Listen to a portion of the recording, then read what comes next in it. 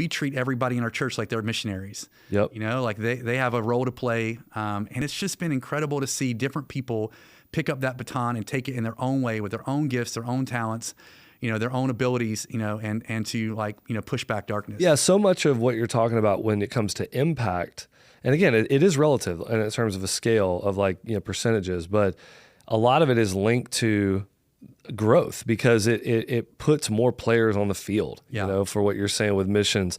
I think about like how a lot of times people will say, well, I think where we are as a culture in my stream is a lot of times we want to celebrate sending, or, you know, not what I mean by sending, I don't just mean a missionary, but even what you're talking about, like, man, we're sending people into the community to be the hands and feet of Jesus, to be the aroma of Christ.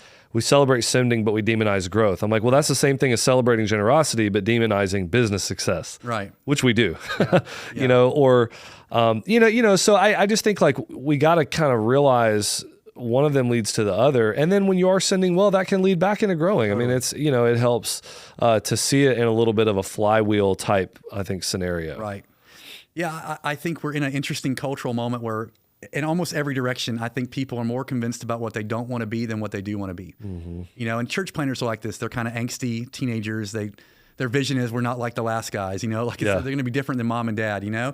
So there's already that kind of built in, but like right now, like, you know, take ambition, for example. Like I think if you ask church planners, pastors, is that a good word or a bad word?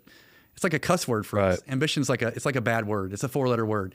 I mean, if I said to you, man, like you're really an ambitious leader, it would feel like a character flaw, you know? Right. But then you've got Romans 15:20 where Paul said, you know, like I make it my ambition to make the gospel known. Like, you know, where there's been no gospel ministry.